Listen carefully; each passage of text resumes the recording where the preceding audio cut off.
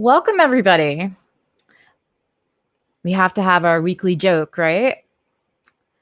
What do bakers and sunbathers have in common? They don't like their buns to burn. Here we go. Let's get started.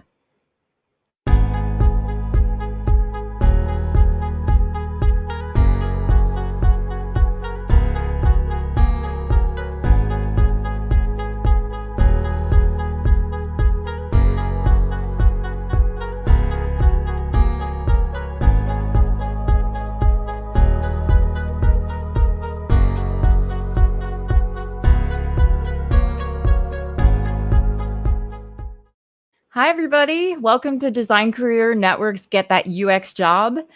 Design Career Network is an experienced design organization, basically a channel on YouTube that helps designers like you enhance your career and land a unique job that you're best suited for.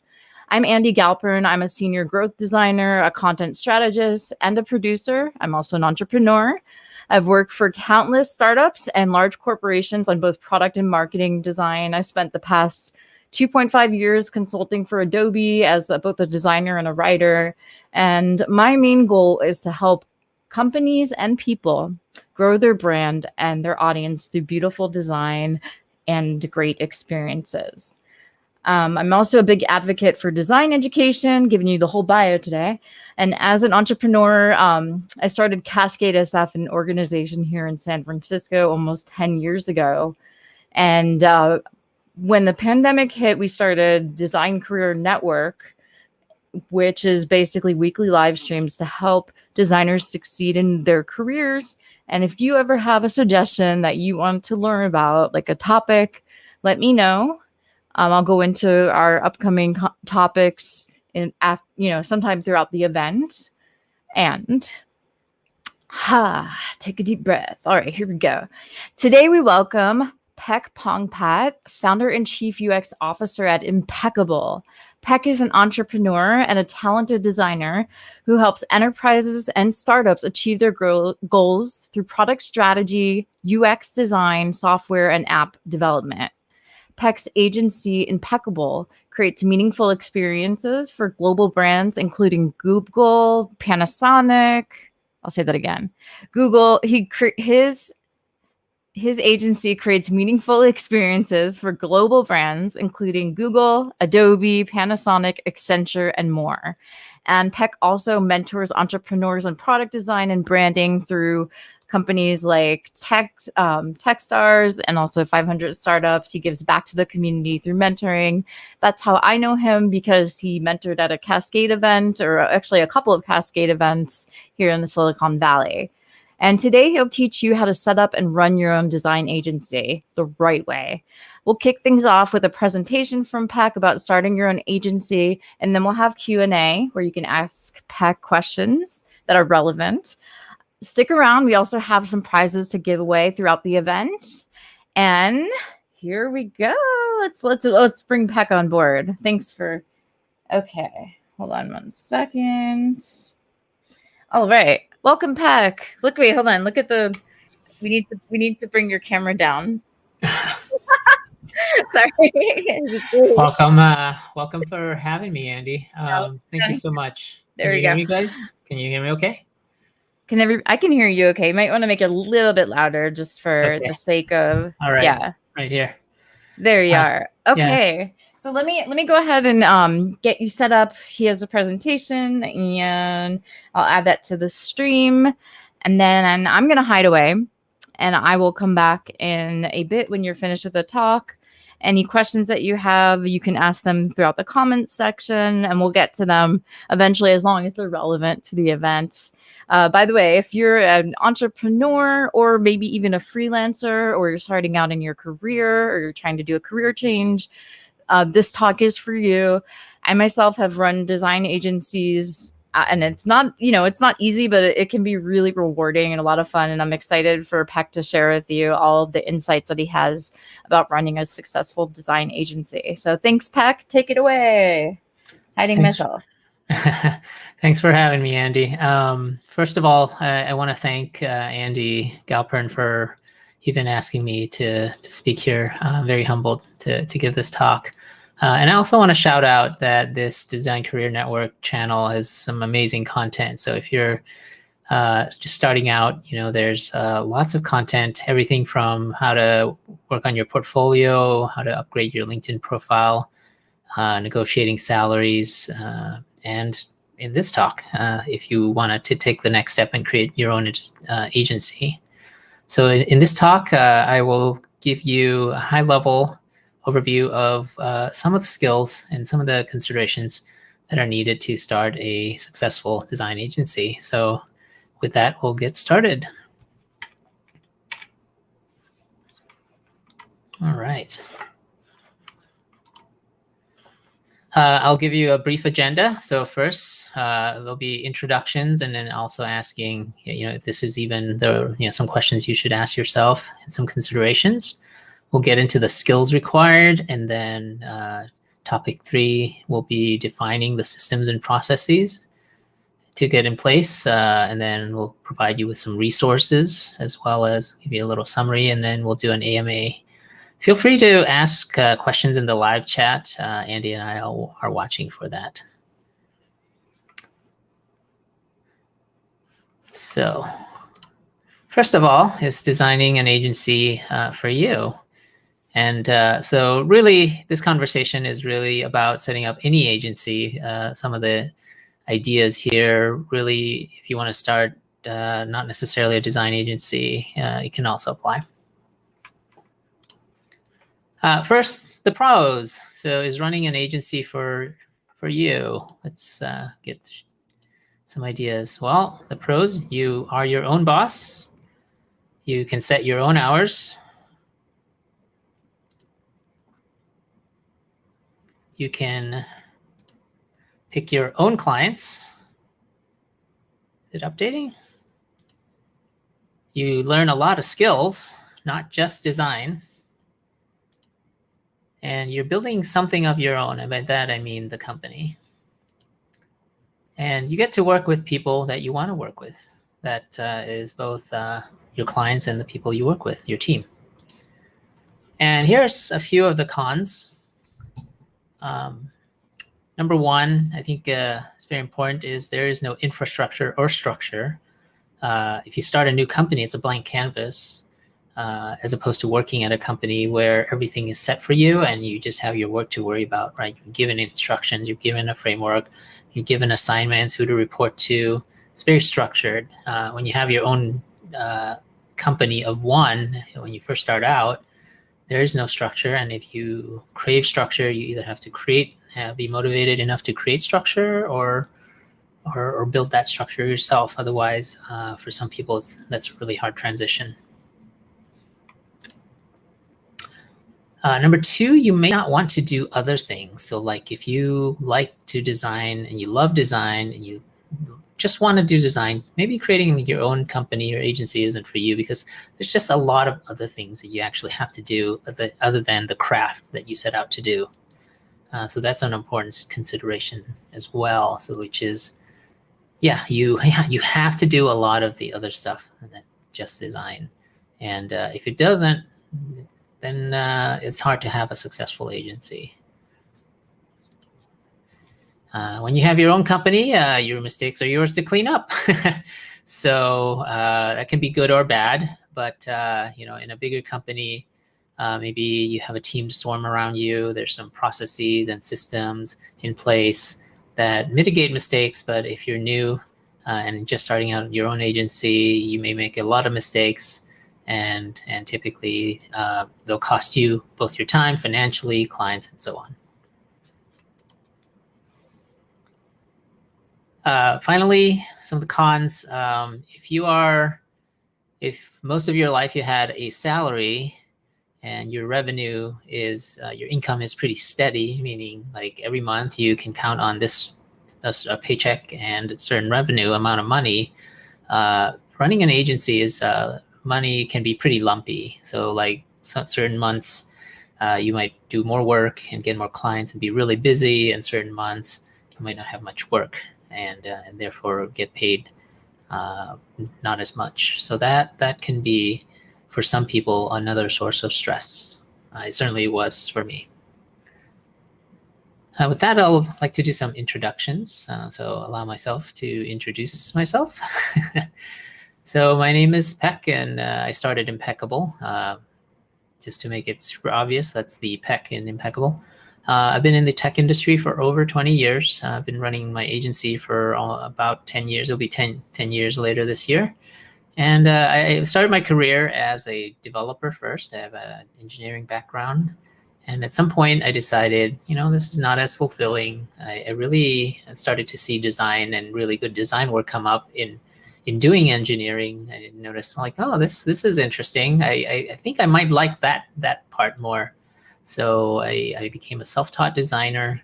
I realized actually I was much better at design than writing code. So at some point, I started designing, and at some point people stopped paying me for engineering, and started paying me for designing. So I was much more natural at that. And then after many years of that, 2/3 into my career, I decided to strike out on my own. And I always wanted to start my own company, and it was something that I wish I could do. I started, I would say, many failed projects, but Impekable was something that really hit the mark in the market, and people really valued our services. So it took a life of its own and grew and grew. And some of our work, I can basically, Impekable, we are a digital product design studio doing everything from product strategy, UI, UX design, and then the building of the design we create. And our typical clients are, these days, are big enterprises, some brands, global brands, as well as funded startups. So our typical client has either a new product idea that they want to work on, maybe an existing product that really needs a new version, new updates, a new redesign, and we help with those. Getting into a little bit of, maybe you can ask your own why. Why do you want to have your agency? For me, rather than say work for someone else or work for a different agency. And the reason I like agencies is because I enjoy working with different clients. So the thought of working for a single product company, might get boring for some people, right? So, or maybe for some people, like, that's what they love, is to just go deep into a product. Having an agency, you rarely stick to a product long enough unless you have a really long-term client who just won't let you go. Most of the times there is a start and a stop. There is a life cycle to projects as well as clients. You get to work on different projects. So like if you're like me and you like a little bit of variety, having an agency lets you work on multiple different types of projects. And if you enjoy, besides the craft of design or whatever agency you want to open, such as for me, I enjoy building a company and building a team. And that's also why I created my own agency. And finally, I enjoy winning and landing a client more than I think, getting a job there. So it really gives me great joy to, for example, win a global brand or a big company, a big logo, and get that job and get that project and bring it to our team, versus simply just getting a job there. So types of agency. What type of agency do you want to be? And there's really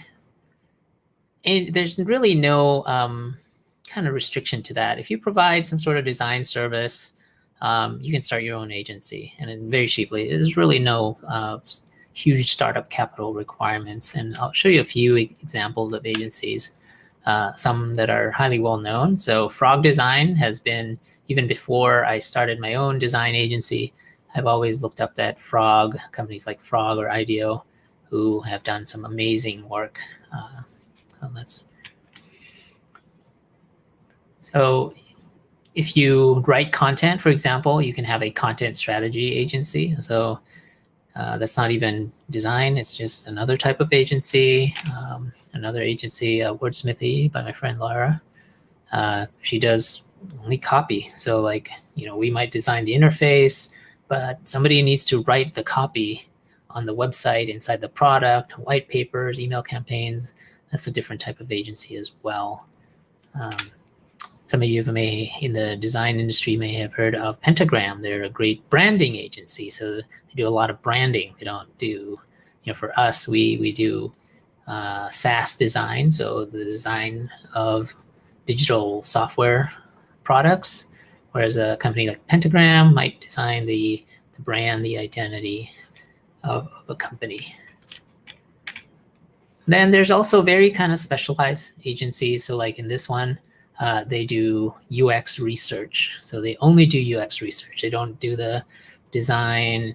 They primarily do the research. So you can specialize as much as you want.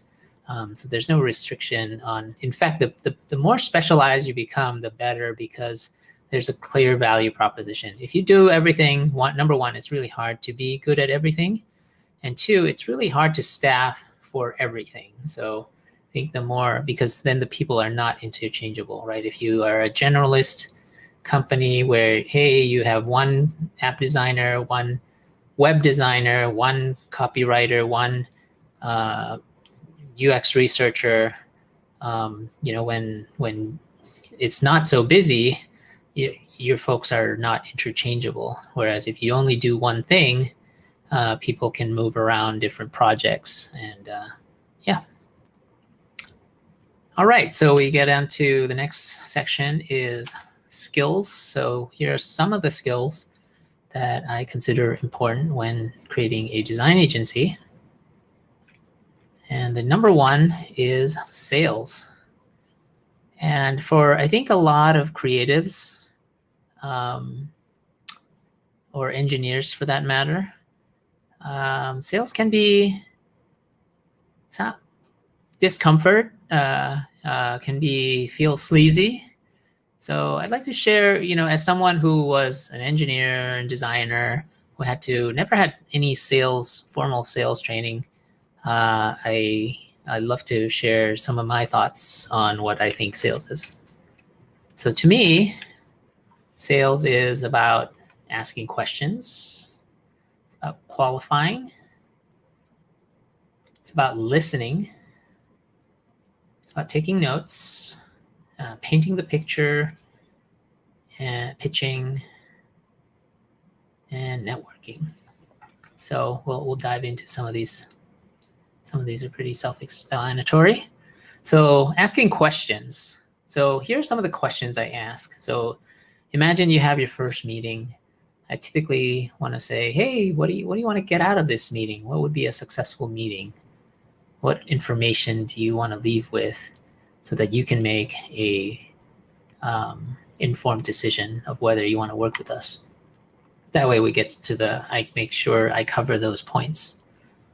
Ask, like, what does success look like? Meaning, if this project went smoothly and everything went according to plan, what does that look like? What would we have delivered? I try to get timeline and budget out of the way. When people are very uncomfortable talking about this, they drag on the sales process. And then finally they ask, hey, so what do and we might go on for days and weeks. You keep talking. And then finally you talk about money, and maybe we're not even in the same ballpark. So try to get that as soon as possible. Sometimes a client might come from another design firm, another designer. They're switching essentially. So you want to get an idea of why they're switching, because you don't want to make the same mistake. So they might say, oh, this designer was not communicative. They just disappeared for a week and then showed me something I didn't care for, and they spent all this time and money. So you want to make sure that you address that. So you'll encounter that and make sure that you don't make the same mistake. Also, you want to understand their priorities. what is their main decision-making factor, right? Is it the price? Is it the quality? Are they in a rush? Because, I think in the beginning for me, I, not knowing any better, I always thought that people were mostly price sensitive. So I would try to disarm them that, we're not expensive, and and give them a price. But really, if sometimes a company's in a rush or a client's in a rush and they're not as price sensitive, you can actually charge them more because you have to drop everything if they want it now, for example. So understanding their priorities will help you serve them better, right? So if they're in a rush and you say, well, would it be okay to, like, if you want it now, I have to drop a lot of my customers just to be able to take care of you. Are you willing to pay extra for that? Something like that, just to understand. That's just an example of the price, time, quality, and understanding what it is they're looking for. Next topic, qualifying. So what does qualifying mean? And here are some examples, questions that I ask. But really qualifying, so if you're not done sales before and people come to you, right? For me in the beginning, I thought that, I should try to win every customer who comes through the door, right? You feel bad not winning them or not being able to help them. And I was trying to do my best to not lose any lead or prospect. But actually, that's not a good practice, because sometimes they're not a good fit. So let's go through that. Number one is, can they afford you? And hence that first sales meeting, if you can get budget out of the way, that'd be a good one. Because if they can't afford you, we shouldn't even be talking. You're wasting their time, you're wasting your time. For us, we care a lot about our own reputation and who we work with, who we associate with. So they have a good reputation. Sometimes on the call, I might Google them and look at their reviews and stuff if they have a bad reputation.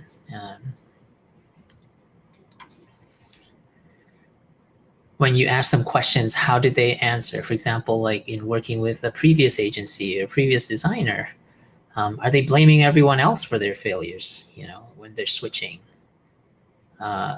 Try to read into what they're saying and understand deeply what they're saying. So try to understand what the words that they're saying and what it implies. So we want to make sure that we have a successful project. So we don't want to get ourselves in a position where, hey, if they're talking as if like it's all, nothing ever happens right, but it's always everybody else's fault. I don't know, right? Also, finally, do they have experience in this area? A lot of times, we deal with entrepreneurs, we deal with startups. Some are more experienced than others. So do they have experience in this area? What can they succeed? For a lot of reasons, right? One, you want to be doing a project that is most likely to succeed. Two, if they fail, they might not pay you. And that's a lesson that I've learned the hard way on a few occasions, where you work with a startup and they fail and they can't pay you and they have to shut down, and they owe a lot of people a lot of money. And finally, do you want to work with them?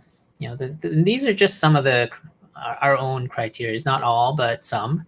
And you should come up with your own criteria of qualifying leads and whether or not you want to work with them. Next up is sales, the pitching. And a lot of times pitching is, why are you uniquely qualified? Why is your agency the one to help them? How are you differentiated? And why are you the best fit? So for example, our agency, we do a lot of enterprise SaaS, like B2B enterprise SaaS software. So if a company is coming to us that doesn't look like that, if they want to design a marketing website for a direct-to-consumer e-commerce shop brand, maybe that's not us.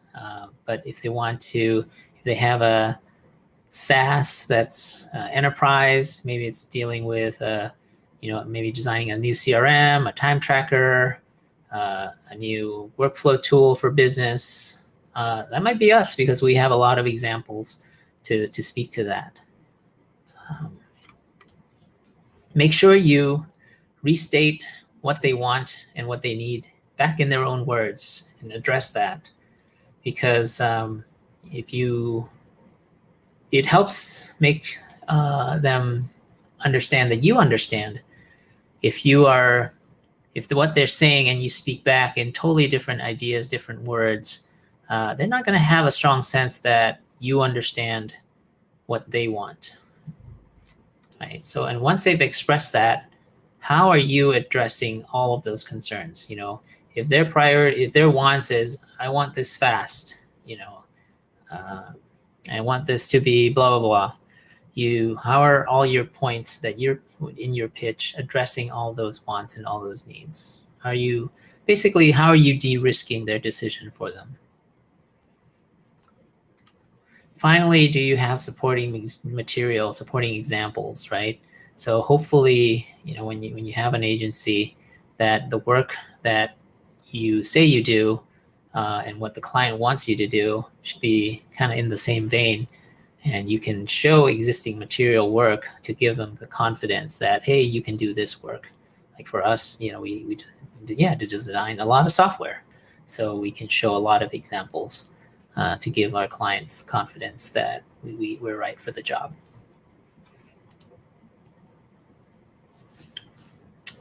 And networking.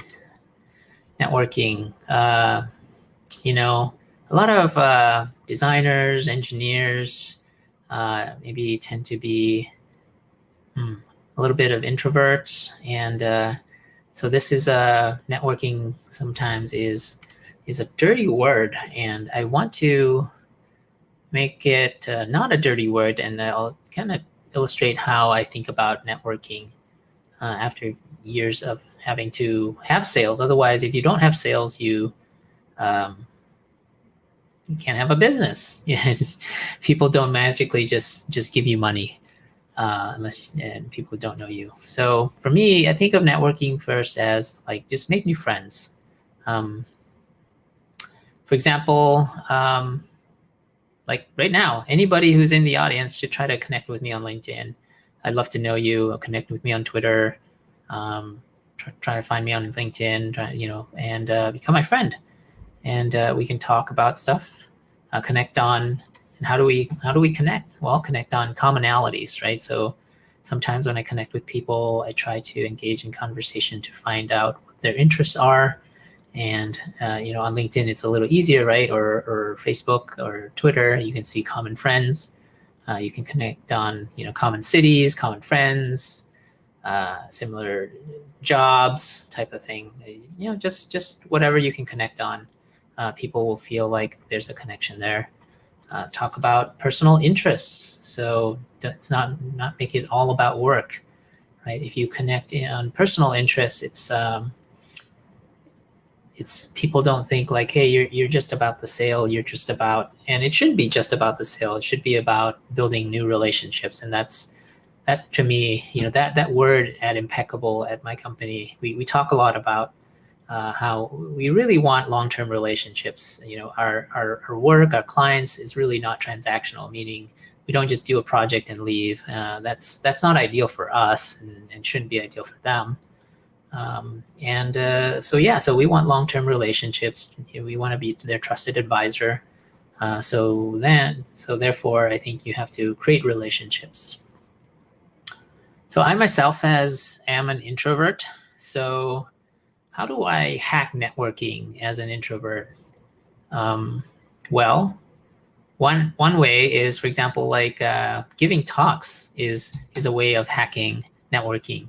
Like if I go to, like, for example, Andy's Cascade events, right? She used to have, like pre-COVID, she used to have these events, and it would be really hard for me to just approach total strangers. To me, that's really uncomfortable. Just approaching someone and just try to start a conversation. Whereas, I found it easier to do something like this, where I just give a talk. And then later, after the talk, what naturally tends to happen is people want to talk to me. So then I don't have to go do this awkward thing where I try to talk and connect with people, but people come to me. So that's like a way I hack networking sometimes at networking events, is I give a talk or presentation. I find it much easier.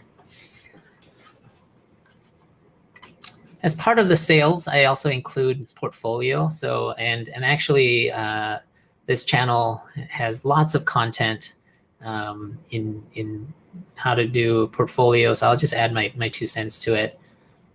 Don't just show the final work, show the process, how you got there, because it's really hard to, most of our work can be really complicated, and you want to show how you got there, right? Why does the interface look the way it is? Did you interview stakeholders? Did you interview users? Did you do usability testing? Did you do competitive analysis? Looked at the competitors? Did you do market research? Did you do analytics? Understand the analytics of the previous product you were redesigning? Talk about the pain point. Why did the client come to you? What problem were they trying to solve? And did you succeed in solving that problem? Can you speak about the results? What did you achieve? Were they trying to improve signups? Did you achieve in improving signups? And testimonials. Make sure, if you can, get a quote. Oftentimes we can't get the results because we don't have access to, or they don't want to give away the results, in case that competitors might find out. So not often can we talk about results, but at the very least you can get testimonials. Here's an example. So recently we redesigned, not recently, but we redesigned an e-commerce website. It's like, okay, well, that can be like, if that was my portfolio and we just showed the screenshots, great. Okay, it's okay. How do you make it so that the portfolio looks better? Well, you could mention, if you didn't know this brand, you might just think, okay, they can do a retail website, e-commerce, sure. Well, the brand actually is Thailand's largest retailer, so I think don't assume that people would know that. So I would mention that in the case study, for example. Of course, I would show the process as well, and not just the final work. Then maybe also talk about, speaking of testimonials, talk about the story. What was the pain point again? So the pain point here was Central Retail Corporation was trying to not only redesign they weren't just trying to redesign the website, they were trying to position themselves for an IPO. And this was just one of the things that they were doing. They were recruiting the top talent, retail CEOs to run the company. They were building technology, hired folks from Google. They hired us to help redesign because we had a good reputation. They were upgrading their retail facilities in order to position themselves for an IPO. And the result of that, actually, we have a quote from Yahoo News, is that they actually ended up having Thailand's largest IPO, as well as the second highest ranking IPO in history offered by retailers, as far as retailers. So that was a huge, amazing outcome for them. So that to me is a much stronger case study than saying, hey, we redesigned an e-commerce site. Here it is. Marketing, next up. So besides sales, I'm going to talk about marketing. And again, I'm not a great marketer, so I'm not going to even pretend I know anything about marketing. But here's some things that worked for me and I see working.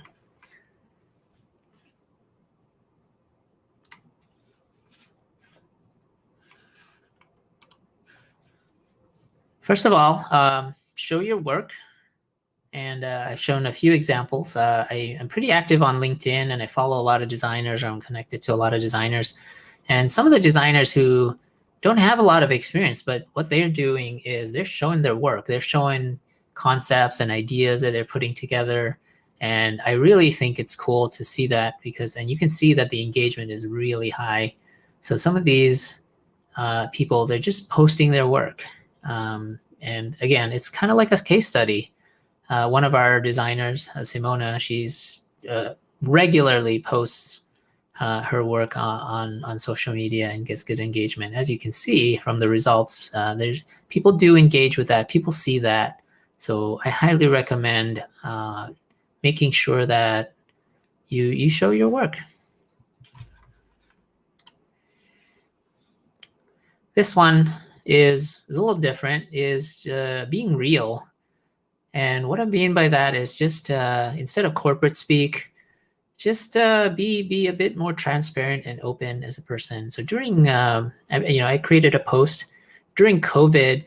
We had a really tough time, and normally we've had many tough times before. And sometimes, being Asian and the way I grew up, or wanting to seem like, most entrepreneurs, they just want to talk about their successes. Our company was struggling, and so I just wrote an honest post on how much we were struggling, and a lot of people resonated. It resonated, and it seemed to hit a chord because other people were struggling too. And on social, sometimes everybody just talks about their victories and rah rah rah and how they're killing it and crushing it, and it's not always the truth, right? Just like social media, you have to kind of take it with a grain of salt. But just showing the real side sometimes. I had clients reach out and like, hey, I can totally relate. We're the same and stuff like that. So again, being open, being transparent, being real, being human. If you have any kind of accomplishments, definitely do share. And we've definitely won some awards as both a company, as a business, and as a design agency. So make sure to apply to awards, and so that you can be recognized in the industry. Interestingly enough, even though we are a 10-year-old agency, I never really thought to apply to many design awards until recently. And the funny thing is, so last year we applied for year 9. We applied to certain design awards, and we actually placed in all of them. So that was pretty cool, and it's a good recognition from our industry that, hey, we're pretty decent. The industry recognized us. We actually placed in all the entries that we entered. And same with this year, we got more awards as well. So if there's opportunities, you should definitely seek out design, whatever awards for whatever service that you're in. You should look, because it's great marketing too. It's for people who don't know you, it's great shortcut, right? Oh, they've got some design awards. They must be a good design company. Co-marketing. Well, when you first start out, the idea here is you're a tiny agency. Nobody knows you. Nobody's heard of you. And but sometimes you can partner with a giant. For example, with us, we jumped on the Adobe XD bandwagon. It's a design tool, right? Very early on, we started using Adobe XD because we really enjoyed it. And on top of that, Adobe's also a client. But anyways, we started working, doing a lot of work with Adobe. And of course, they're more than happy to showcase folks who are using Adobe XD. So we work with their marketing team, and they, Impekable and Adobe were able to come up with several Adobe articles promoting our work or our client. And that was a win-win-win for everyone, as Adobe gets to show off that a big client uses Adobe XD. Impekable gets to show, our website and our brand doesn't have as big a reach as a brand like Adobe, and being able to leverage a company like Adobe and their marketing team, their social channels in promoting content that is ours or our clients is amazing.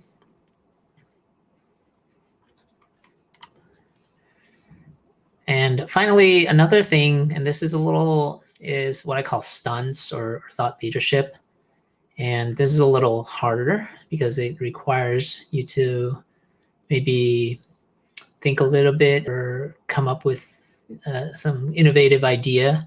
And a real world illustration of this is when the Apple Watch came out. You can see this article from 2014. When it first came out, I thought it was really cool. And I thought, okay, what people are going to start developing apps, designing and developing apps for this. I want to get ahead of it. What would, and plus we wanted to just learn, what would an Apple Watch, like if Starbucks were to design an Apple Watch app, what would that look like? And this was really early on when they just announced it, right? Then they showed it on the keynote. So you don't have a lot of information, but we just imagined what it would be like, an experience could be like if Starbucks had an Apple Watch app. And it was, we created a prototype with animations to show the whole workflow. And it got covered by so many Apple sites, even payment sites, technology sites. And that was a lot of press that we couldn't have bought, right, as a small company. And we got so much SEO juice and links to our company because we came up with an idea. And another idea we came up with kind of along the lines, kind of like I was very excited about Apple Watch. As a design agency, if you're a UX design agency, you're probably familiar with UI kits, GUI, sticker sheets. And in the past, as I was kind of in the middle or early in the journey of my design agency, we would always use these UI kits made by another agency. And I was like, these UI kits are so good, but they belong to another agency. So when the Apple Watch came out, I was determined that our agency would be the first agency to come up with the Apple Watch UI kit. And we did.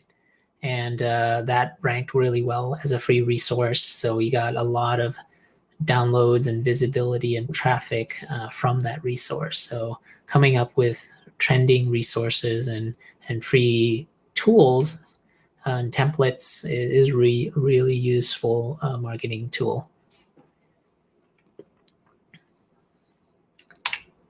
Another skill that I lump in is communication skills.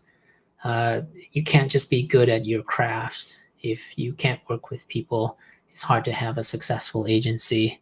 And here are some of the things topics within communications that I think is important.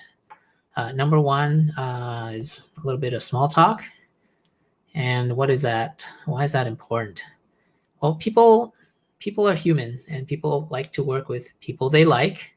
People like working with people who care about them or seem to care about them. So engaging in small talk, remembering that this person's kids' names, maybe their favorite activities, what kind of food they like, what kind of take notes and keep mental notes of that, and to show that you care about them as a human and not just as a paycheck to get that project.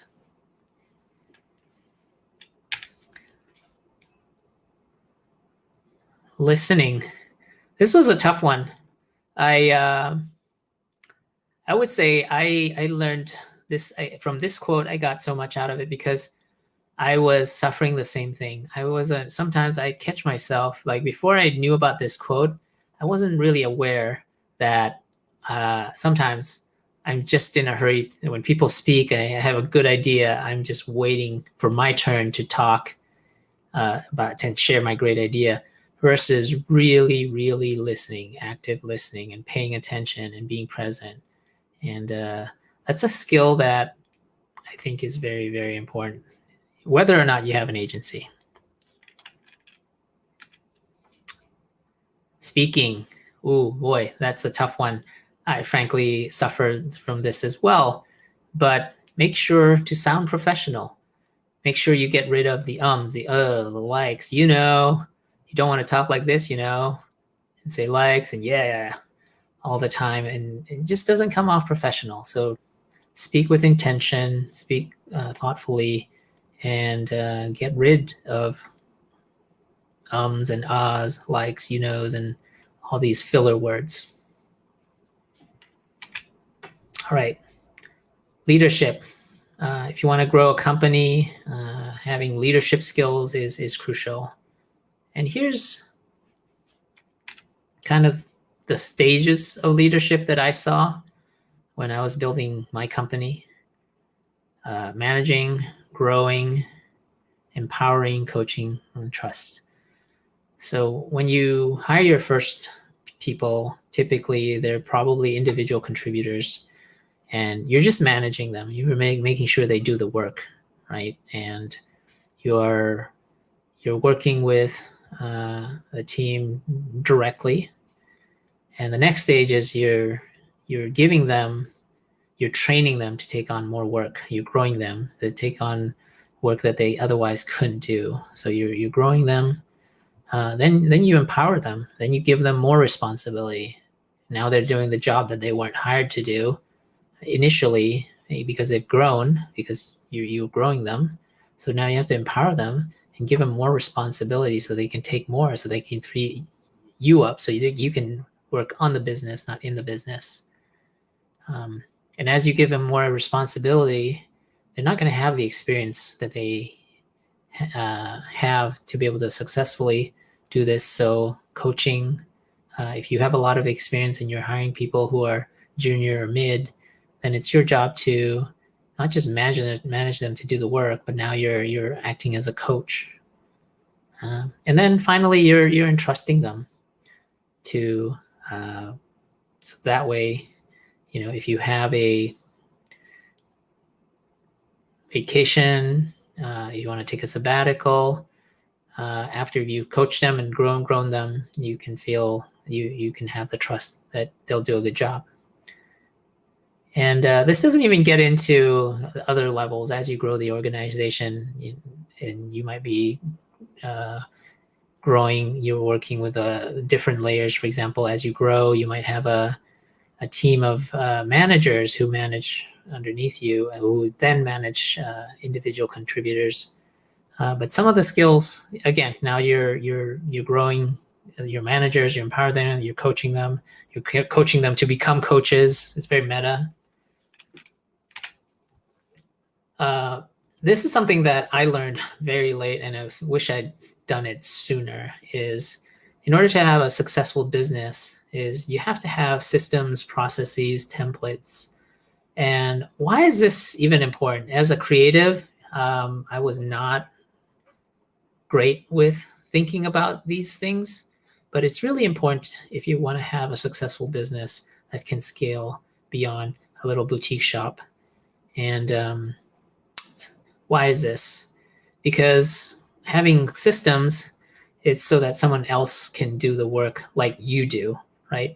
If you're the one coaching and mentoring, but you don't really write down the process on which you got there, and so that someone can repeat, then you're the bottleneck. And it might not be you. You might hire a rock star designer, and if they don't figure out the systems or processes, how do you replicate that individual's talents across the organization? Because you want the delivery, the experience, the client end delivery to be awesome, not just dependent on one rock star designer, right? How can you as an organization create a consistent experience, consistent work, and systems, processes, and templates help with that. And you might want to be able to step away once in a while if the success of how a project is delivered is all in your head. Well, then you can never step away. And for people who they might think about selling a business one day, if you ever decide to, or even stepping away for an extended vacation, if it's all in your head or it's all in somebody else's head, they can't take a vacation either. So as soon as you can start this, I would highly recommend you think about documenting everything, creating a playbook, creating a worksheet, templates for everything from sales calls, so that you don't have to do the sales calls, and what are the types of questions you ask, and what are the answers you're looking for in order to qualify them. Everything from project estimation should be templatized, project kickoffs, project deliveries, project handoffs to developers. We have, it took us a while, but we are starting to have all of that now. When you're onboarding employees, onboarding clients, offboarding employees, contractors, offboarding clients, have a checklist of all of these things. So you don't have to think about it. Even things like hiring and interviewing. As you grow, different people are going to, hopefully different people are going to interview candidates because you don't want to be the bottleneck, and you want to build an organization. So you want a consistent experience, because otherwise hiring is going to be really tough, because depending on who interviews, you're going to get different results. So you want to have a consistent interviewing experience and hiring experience so you can get consistently good hires. And finally, even your craft should be documented or created a process in such a way that people who come, from another agency, they might have a slightly different way of doing things. So by documenting your service, you can create a more consistent experience. Like for what we wanted. For example, one time, one of our clients said something like this, and this is before we decided, this has to be a priority, was, hey, I've done 3 projects with you, and they've all been great, but they've all been very different. And we thought, wow, that's not a great experience. If you go to, say, a hotel like a Marriott or whatever, no matter where you go, in whichever city or country you go to Marriott, you can expect a consistent experience. Well, we want the impeccable experience to be a consistent experience, so that the same client who comes to us has the same great experience every time. That's why they would trust this brand.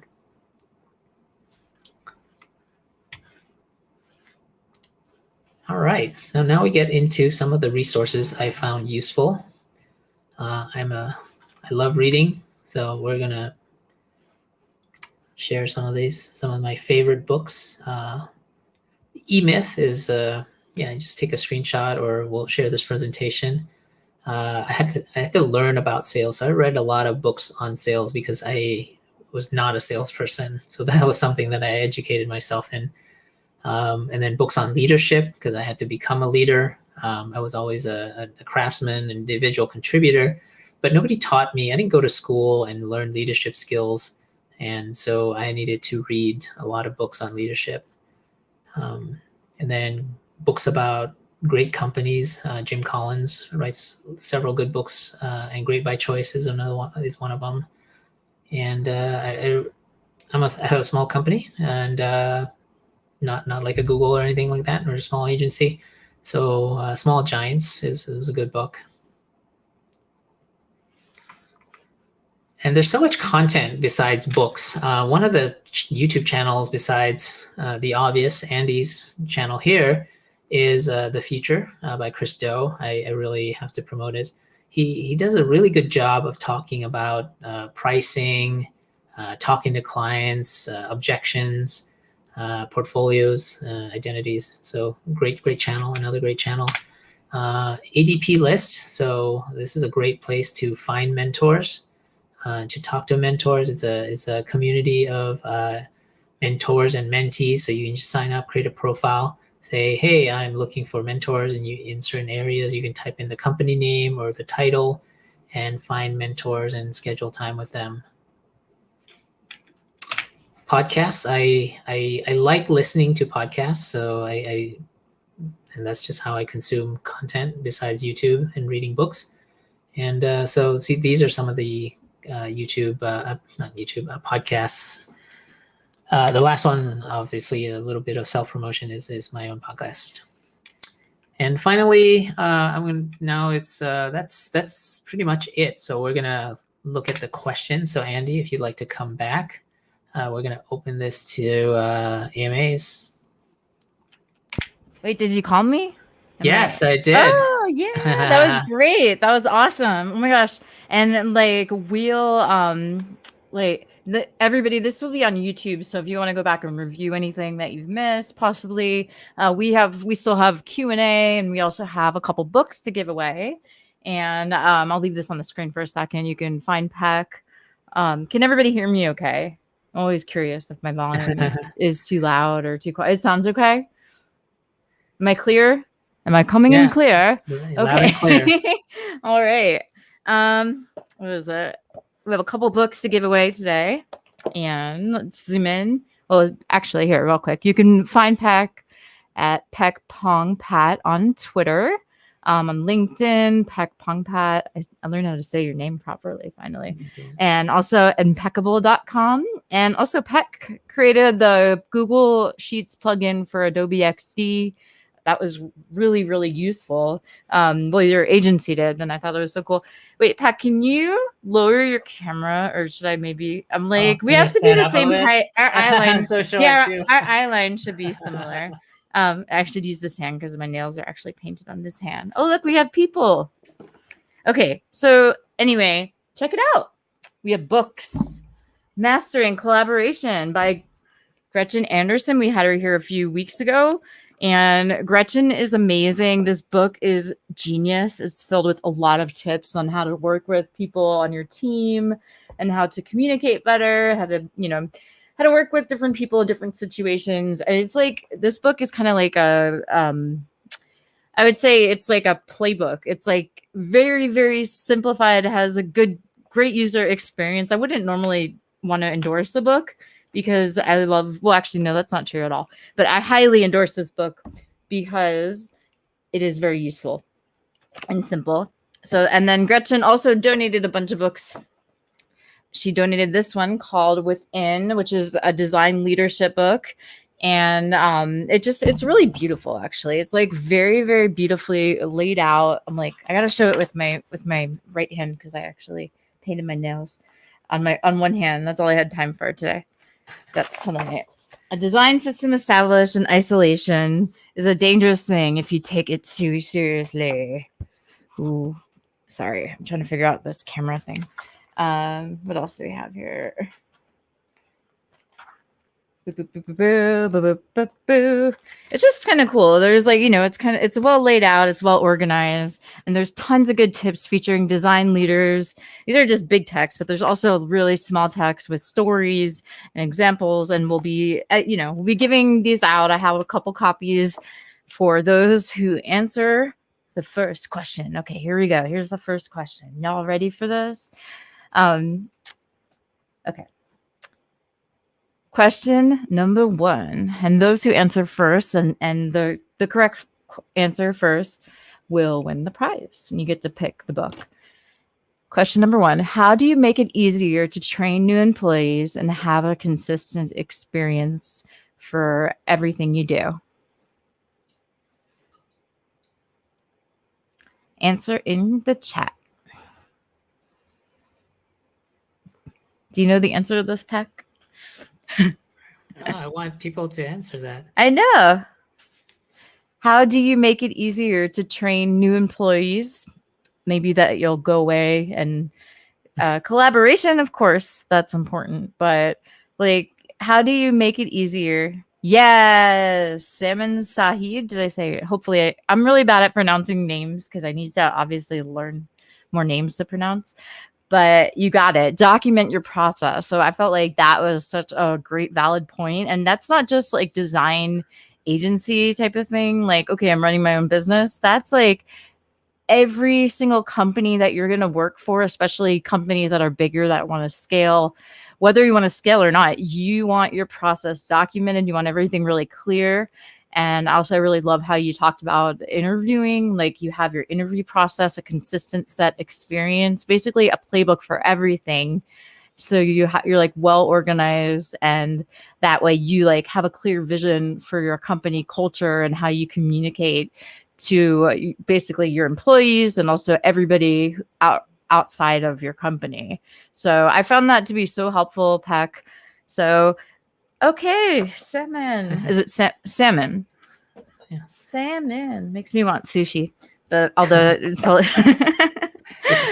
just let me know which book you want. And then, okay, so you have Within, which is a leadership book. It's really pretty and has a bunch of design leaders: Stacy Law, Ivy Ross, Stuart Getty, Julie Zhao. It's really great. Or we got mastering collaboration, highly recommended. Make working together less painful and more productive. So let me know. And that's the first prize. You can email me, Andy at designcareer.org, and send your address, assuming that you feel comfortable and you want the book. All right. So now we'll go into the Q&A from the audience. And thank you all for sticking around today. Pek, you went over some really awesome tips. I really love your portfolio tips. I just wanted to ask you a quick question, which is like, if you're putting together, like, say you created work recently and you wanted to create like the minimum viable portfolio, like not necessarily, you don't necessarily have the time to do like an entire redesign. How would you showcase your client work for, what do you think it would be most important? Great question. The MVP would be, who's the client? What problem are you trying to solve? Show your work, like the result, right? Yeah. The design. And ideally, if you can get the results, hey, it improved signups by X or blah. A lot of times we can't even get that. So getting a client testimonial. Mm. And finally, a call to action, right? Some people they have a case study, portfolio. I can't find their contact. I can't get, it's like, where's the email? Where do I contact them? They make it so hard. So don't make it hard for people to get in touch with you. I want to give a shout out to my buddy, Chris Courtney, for being on the channel and leaving a comment. So, hey, Chris. Hi, Chris. Yay, Chris. Yeah, Chris mentioned that he's a big fan of yours. So I'm like, I need Jack to make sure my camera's in focus. Jack, my AV guy, my AV boyfriend. Anyway, I think that's a really good tip. And I love the idea of the call to making sure that they can actually get in touch with you and like thinking about their goals and aligning your business goals aligning your work with their business goals. But anyway, okay. Now let's go into the audience questions. Okay, I was talking with Danny Spitzberg. Hello, Danny. Hey, Danny. Do you know Danny? No. No, I don't know Danny, but he's a new friend. And as of today, anyway, he wanted to know about, like, say that you're starting an agency or you're joining an agency. How do you basically, hold on a minute, let me find exactly how he worded it so I don't paraphrase it incorrectly. Yeah, there's questions about... How do you know if you should start your own agency versus joining an agency, but nothing about co-founding an agency as a co-op?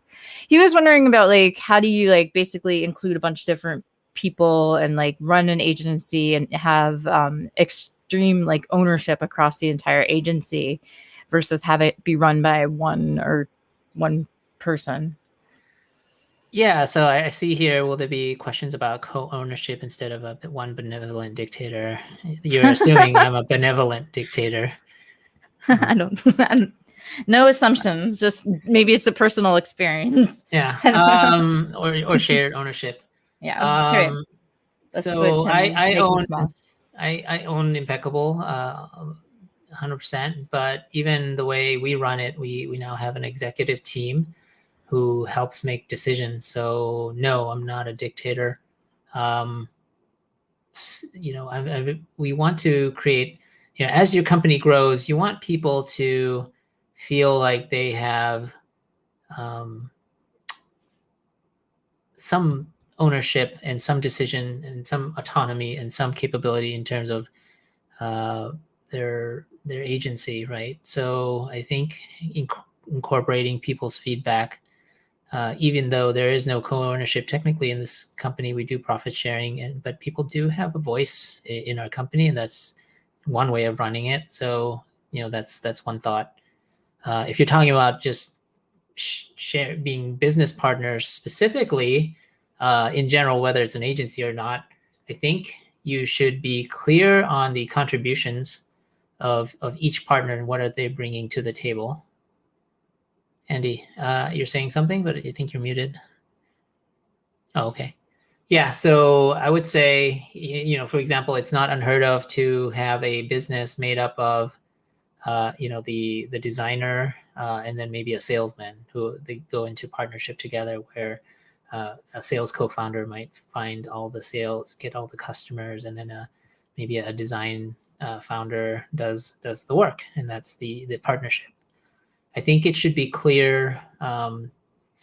I have a friend who this was a really cool idea, and I thought it was a cool idea. It was to essentially create almost like a prenup or for their partnership. They went into business together, and they had this idea that they create a prenup, right? Like, hey, if this happens, we do this. If this happens, hey, if I contribute less, I should own less of the company. If I'm not doing my job, if I can't meet these goals, or if I'm not able to, this is what I intend to do, is, either sell my stake, some of my stake in the company back, or something like that. So I think setting clear things like that, and thinking about different scenarios and planning for them. A life event may happen, and you may decide to change it. This is not, you want out of this partnership. How do you handle that, right? Does the partner keep their equity or stake forever, even though they're not really actively helping? So think about stuff like that ahead of time and make sure you're in agreement. Does that help, Danny? I hope I answered your question. Let's see, what other questions?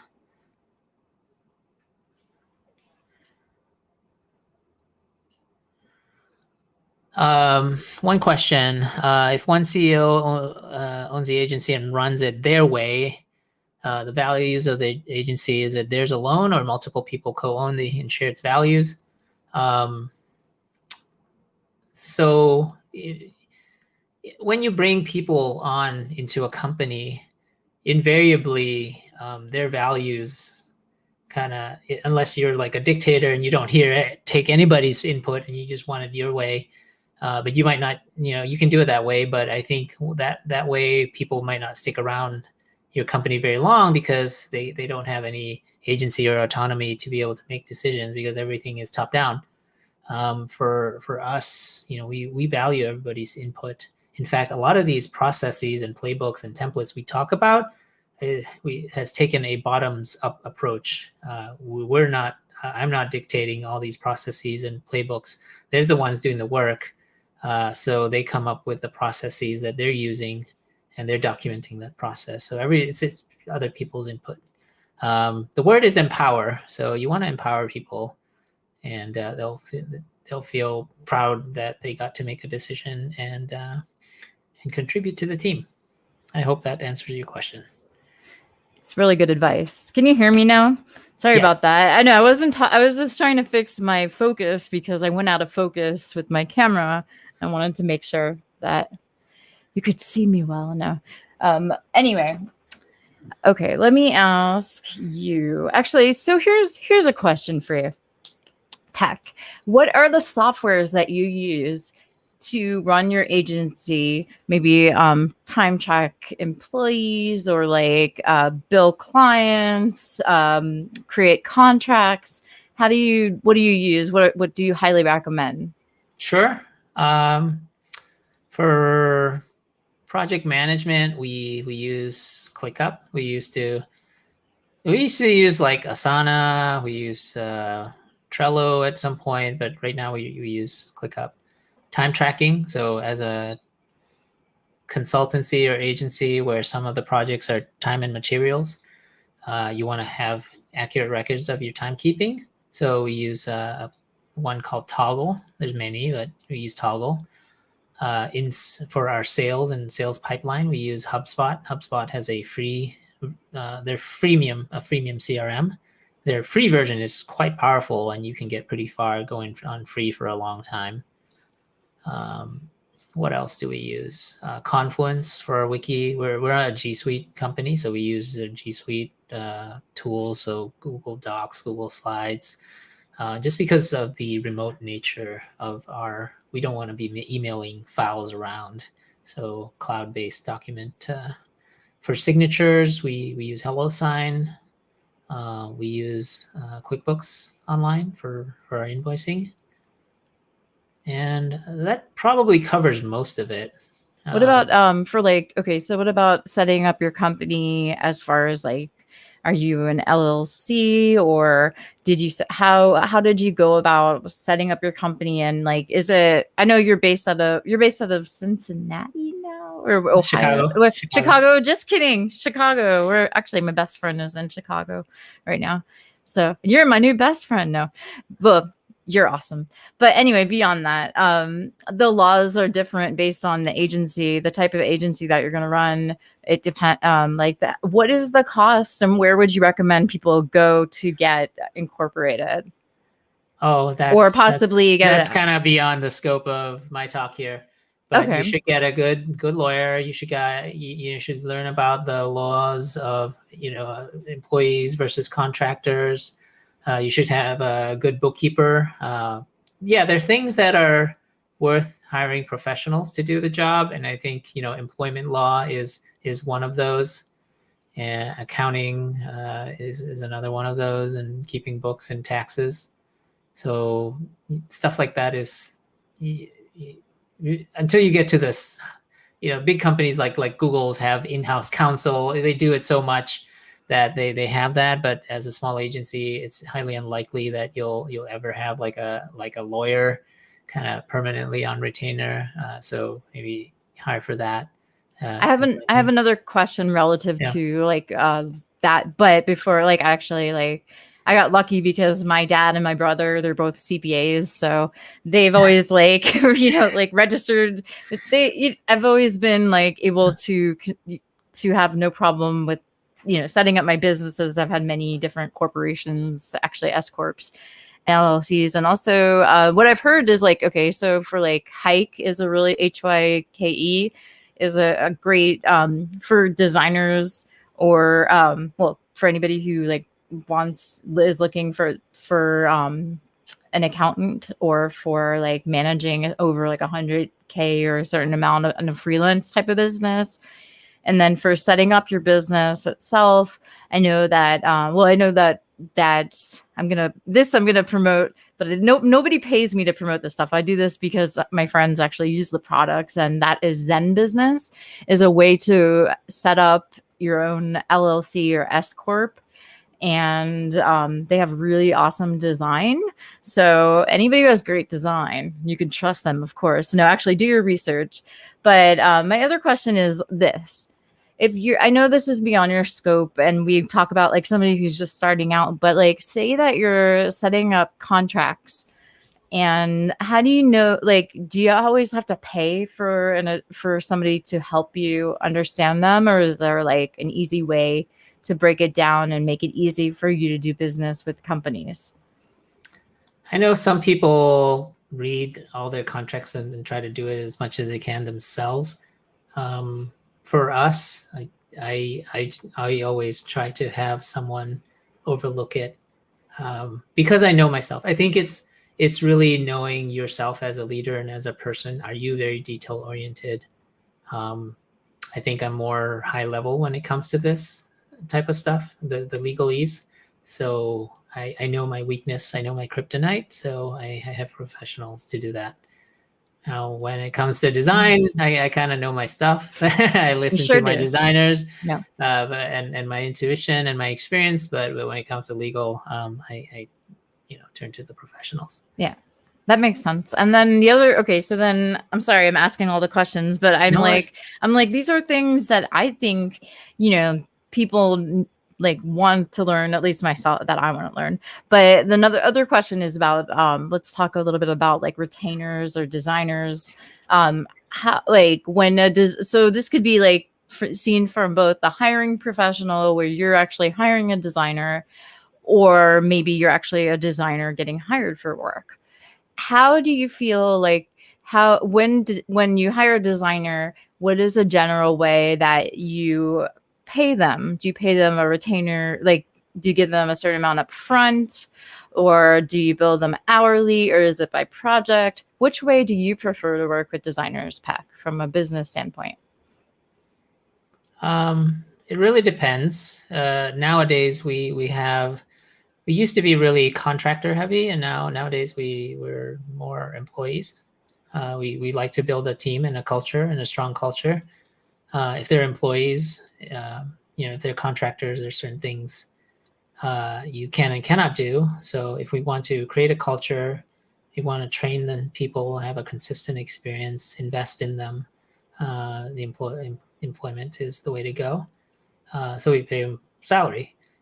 That said, in terms of freelancers and contractors, it really depends on the situation. I know agencies that pay their freelancers hourly. If we kind of match the clients, so like if we're building the client's T&M, we might pay the contractor T&M. If it's a fixed price project, we don't want to do T&M because that could blow up in our face.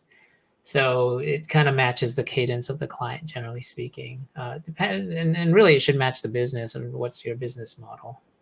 And can I don't know if you want to talk about pricing, but since you like the future, and I think that Chris Do does provide like all, or Do, Chris Do, whatever, Do. He does the right thing. Anyway, he's let me get back to my point here. Okay, so let's look at pricing. General estimates for an agency based on your skill level. What is the cost for things? Maybe let's look at like a landing page website, or if you don't want to provide a specific numbers, is there a site that you recommend where you can price out based on the value of design work? Like things like branding a company, or logos, maybe app design, landing pages. What do you think? Like, could you give us any insight on how to price things, how to price work for clients? Sure. General advice is, I guess, whatever you can get away with, whatever you can charge. But really, it's hard when people ask, like, it really depends on what goes into it. Pricing an app, do we have the requirements? Their wireframes? Do they know, have they spelled out exactly what they want, or do we need to figure it out for them, right? If it's a loosey-goosey idea, then we have to put in a lot of legwork. But if they have requirements, documents spelled out, great examples of what they want, site maps and all that stuff, sometimes they don't even know, they've not done the research, and we might need to talk to users and do usability. So really, it's really hard to price. It depends, and that's why it's an agency. That's why it's a service. You have to understand. So it's really tough. Yeah, it's tough to generalize. I understand. I mean, I'm just thinking, and I will get to some more questions from the audience. But I just wanted to make sure that we're covering some things, like, for example, say that you're working on a project for pricing to follow up. You're pricing out a project, and then say that it takes so much, like it turns out to be even a bigger project than you expected, but you're enjoying working on it. How would you approach the client, or would you just want to just continue the work and not worry about it? Hopefully your statement of work is detailed enough to know that to spell out that the work that you're now engaging in is out of bounds of the statement of work. So then you should either create a new change order, or maybe you have a retainer, right? And it just goes into the monthly retainer, and that's how you do it. Some people do weekly retainers or daily rates. So then it's pretty easy, right? Well, it's the next day, so you pay for the next however many days. But if you're doing more fixed price, I would hope that you have a fixed scope of work, because otherwise you can get into trouble. Yeah, it ends up being a little bit more. Okay, so then here we go. Now we're going back to the questions, which are, when did you hire your first full-time person, and how did you know that it was time to do it? This setup is so professional, by the way. You have the music, your background. Thank you. You got the questions showing up here. Well, I just like to Feature our lovely audience. Yes, Bayside 123. When did you first hire your full time? So the story of Impeccable is like I didn't have a grand scheme of creating an agency.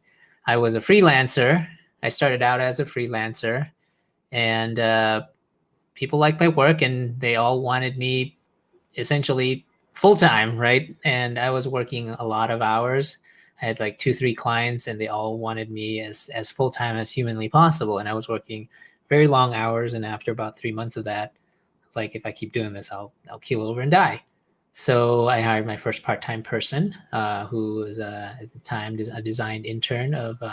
She was my friend's girlfriend, and she was a design intern who was she had just finished her internship, and she was looking for opportunities. So that worked out, and she was great help, and I was able to manage her and coach her, and she could help do some of the easy design work that I could manage and direct.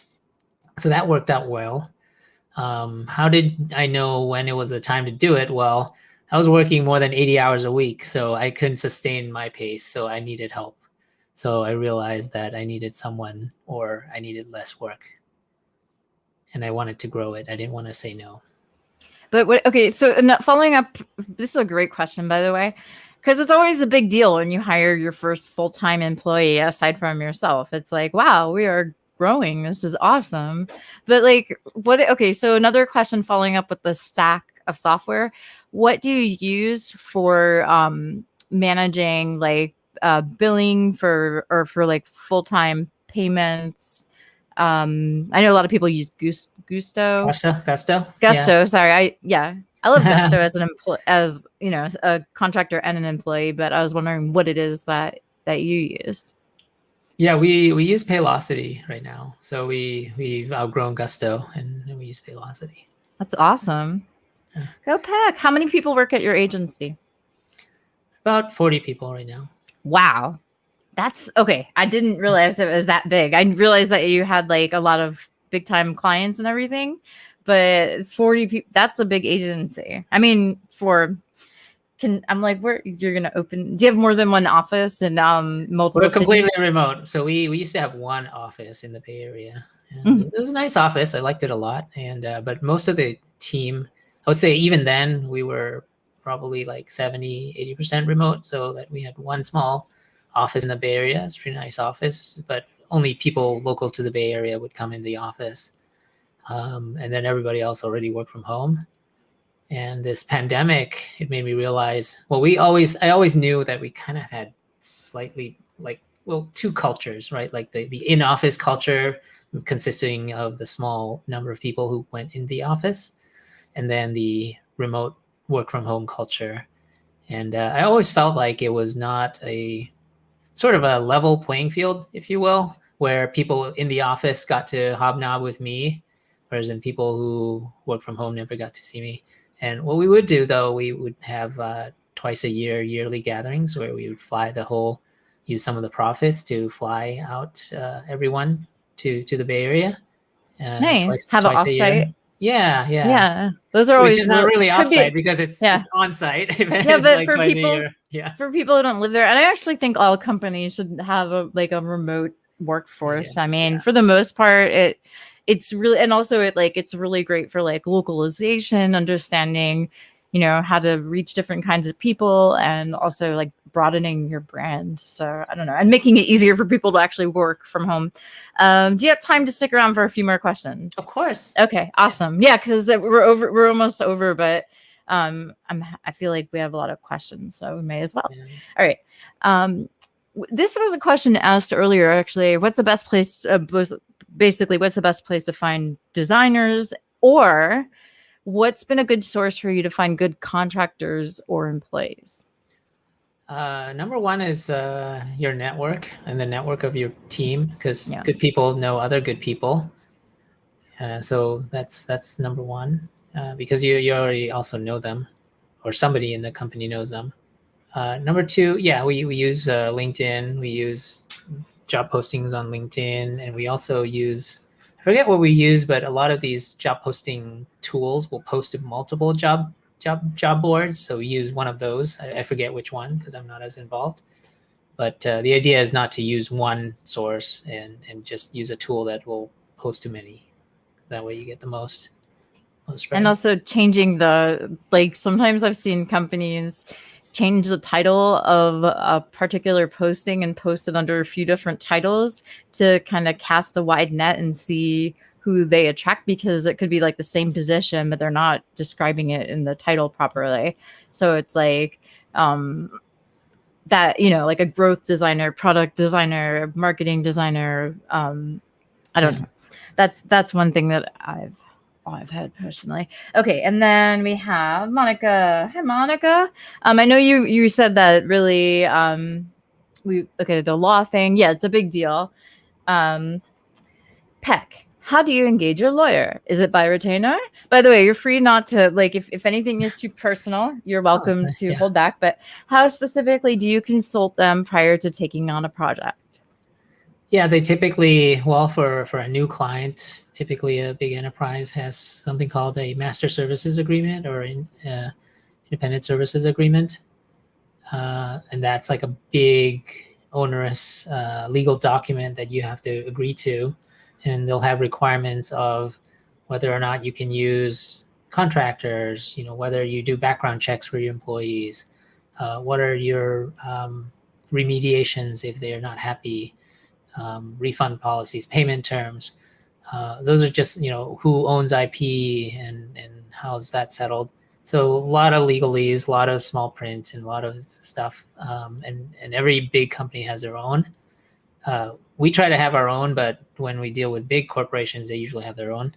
So that's like a lot of, and the way, the legal documents work is, the lawyers who write the legal documents for theirs, they always try to overreach in favor of their company that they work for.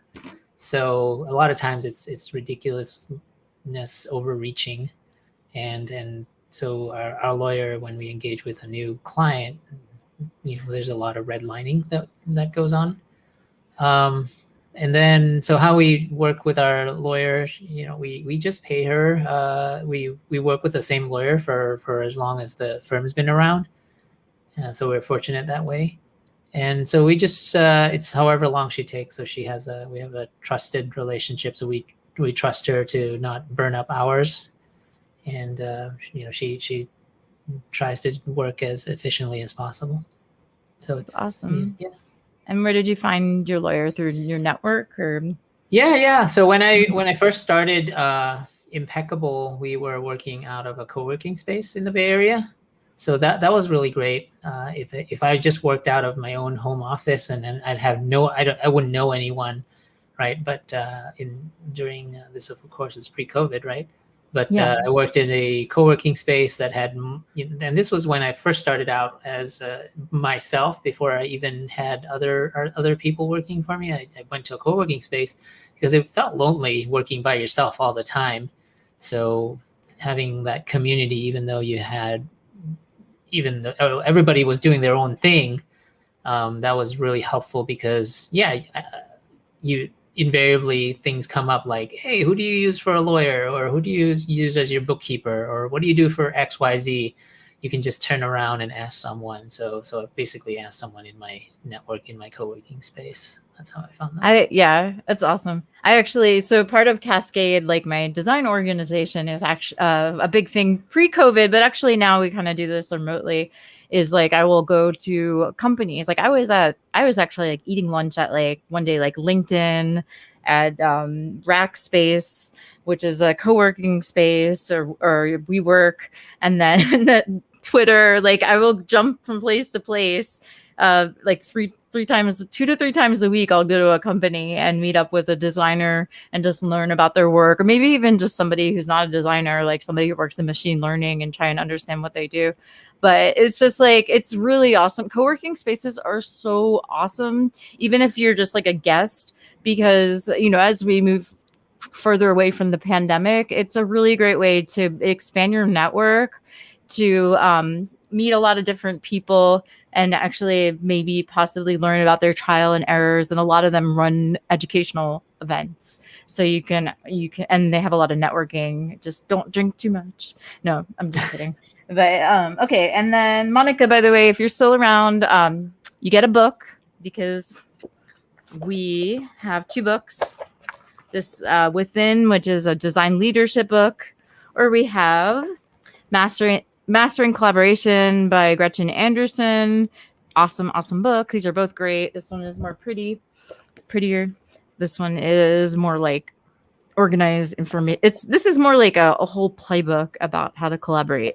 So email me, Andy at designcareer.org, and we can ask final question for Pak. I think it's a final question. We'll have so many questions, and then maybe we'll like divide them up or something on YouTube, so that way they'll be like clips. But anyway, okay, so I'm gonna revise this question. Rizal. Okay, basically, how do you sell impact? And the impact. Okay, I remember something when we pitch, we sell impact instead of selling a product. So you're basically selling the impact of your design, right? Do you think like when do you think duration of the design is giving result? I'm not sure how to parse that. Yeah, that was a tough one. I was trying to understand what the question was. Yeah. I know that like how do you know like maybe y'all can help. Oh, Monica, email me your restate it maybe? Yeah. If you can re-ask the question. Or just keep asking other like questions relevant to it and we'll try and dissect it. Yeah. If you're still around. But how do you're selling impact versus and also like convincing, how much convincing do you have to do and how much time, I guess, like what do you think duration of design is giving result? Oh, how much time does it take to make an impact? I mean, that's like interest. No, I don't know. I'm not sure. Yeah, that's a tough one. I don't understand the question. Sorry. I'm sorry, but it is like I thought it was really interesting to show like to that you mentioned, even though you said earlier you're like, well, I'm not a marketer. I'm like, let's bring this back to Andy because it's all about me. No, not really. But I work in marketing, but I'm a designer who like kind of like sits on the edge of marketing and design, more on like growth strategy. And I thought that your tips for marketing were spot on, and they were all like have your testimonial, show the case study, use your analytics, describe like what your process. Did you say show your process or explain your process? I thought that and also the testimonials, all the insights that you offered were spot on. So just letting you know, you're a marketer whether you like it or not, Pak. And, okay, when pitching, we want to convince a client about the result that we can expect. Okay, in the beginning, how do you convince the client to buy into your work through impact? Instead of like if say that if it's a big project, is that what you're asking, Rizal?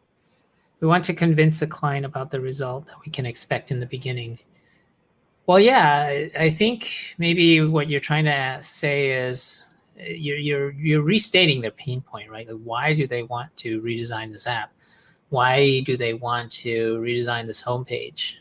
There's got to be a better reason because then it looks ugly or something. Right? Are you trying to improve conversions? Are you trying to increase trust? Are you trying to remove friction? So what are the things that they're trying to solve for? And can you get data, a baseline data, that way you know that, hey, is this successful or not? Meaning, like if they say, well, this landing page sucks because nobody's signing up. Well, what's the percentage sign up rate? Maybe it's 0.5%. Well, if I create a new design and get a 2% conversion, is that successful, or is that successful? Not successful enough?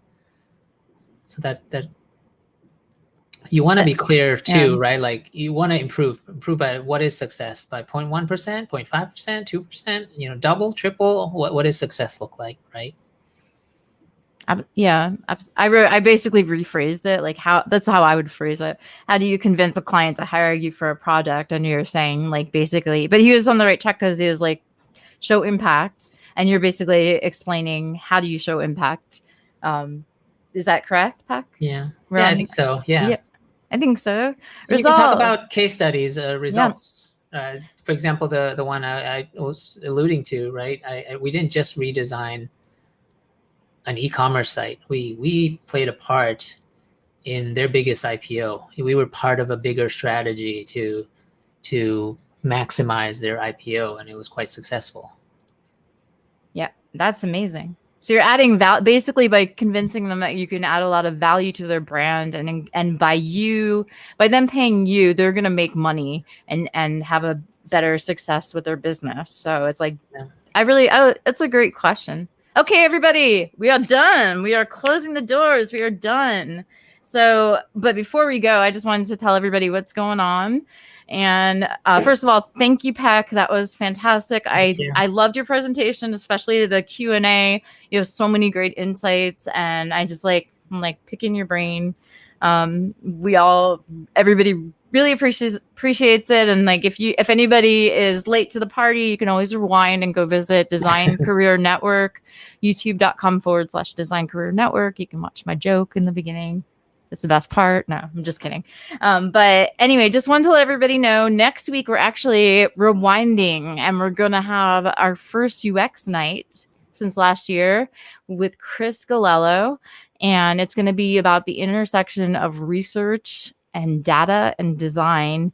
And Chris is incredible. I've worked with Chris so many times. Like he works at Strava as both a product manager, like a senior product manager for the growth team, but he's a designer also, and he designs VR apps. He's like a person of all hats, but he really like knows what he's talking about. And normally UX nights will have like 3 to 4 different speakers lined up.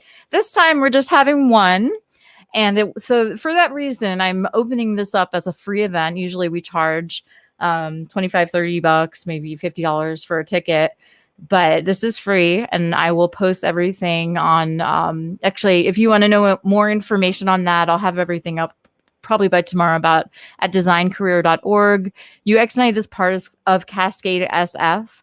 And that company, I'm kind of figuring out how to merge the two and still keep the name settled. I've had Cascade for 10 years and everybody knows it here in the Bay Area, but then design, I don't know. Trying to figure it out. If you have any tips or anything, let me know. Thank you all. If you have a suggestion on content you'd like to learn about, you can also email me, andi@designcareer.org. And also we have some VR, AR, 3D design coming up. 3D is talking about like the state of the industry for VR. We're going into emerging technology, and that will be more on this Get That UX Job, talking about like the UX of VR, which is kind of goes back to a conference I threw a couple of years ago called the UX of VR. And that all this content is online, and just the industry has changed so much in like the XR field. So we're moving forward to 2021, where you can actually have an independent headset called the Oculus Quest, and it's so much fun. But anyway, that's it. And thank you all so much for coming out tonight, and have a great night. Bye-bye. Yeah, thank you. Ending. Wait, stick around for a second.